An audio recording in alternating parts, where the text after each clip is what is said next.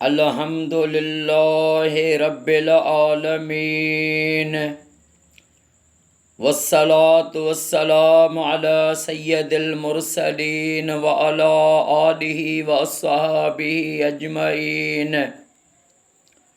اما بعد فاعوذ باللہ من الشیطان الرجیم بسم اللہ الرحمن الرحیم اللہم صلی علی محمد و آل محمد۔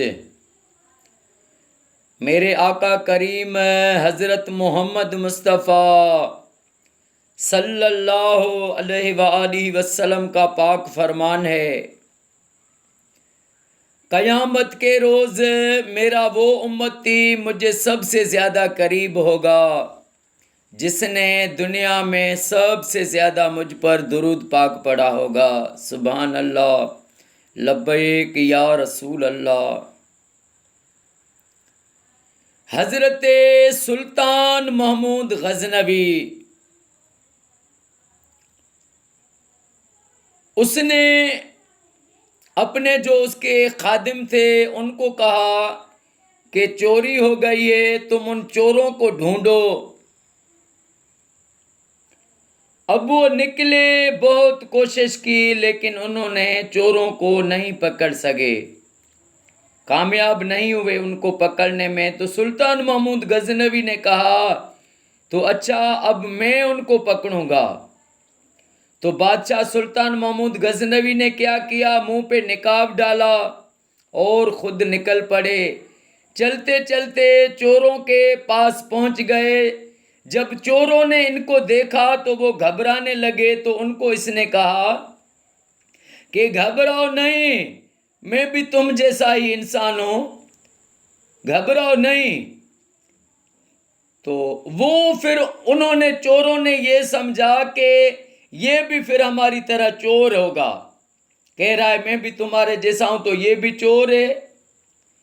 تو سلطان محمود غزنوی نے کہا کہ تم مجھے بتاؤ کہ تم چوری جو کرتے ہو تم میں کوئی کمال والی بات ہے؟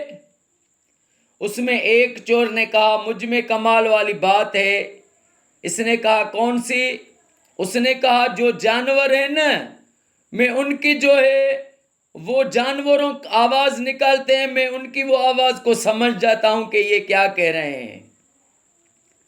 اب دوسرے چور نے کہا کہ مجھ میں بھی ایک جو ہے کمال والی بات ہے، وہ یہ ہے کہ جتنی بھی بڑی دیوار ہو وہ میں چھلانگ کر اور چوری کر کے آتا ہوں۔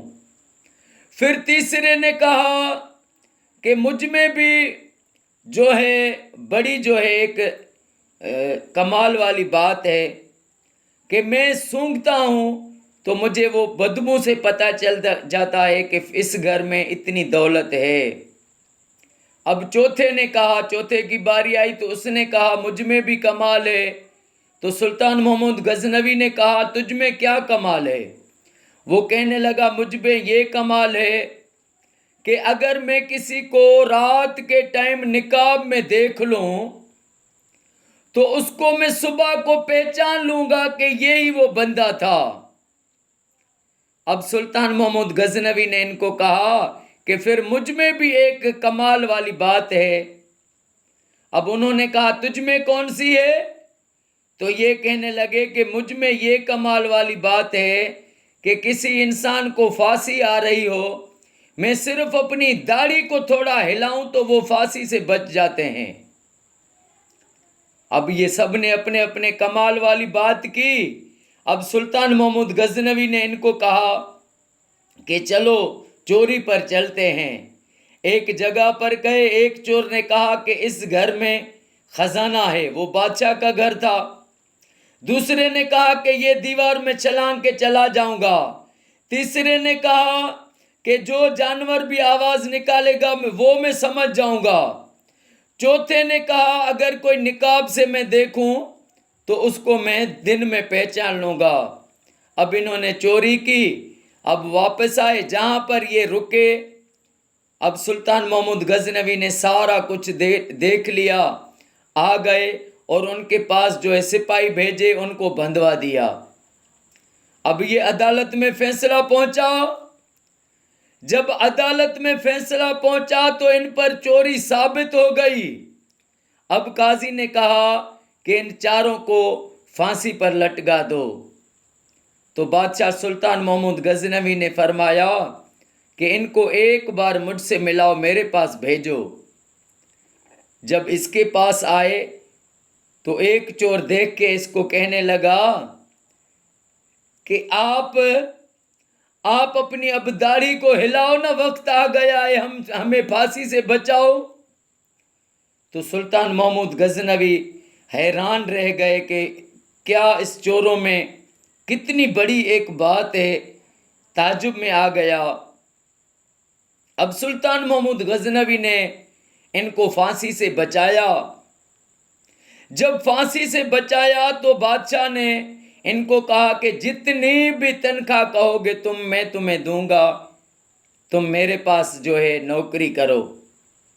اب ان کو تنخواہ پر کھڑا کیا، انہوں نے چوری چھوڑ دی.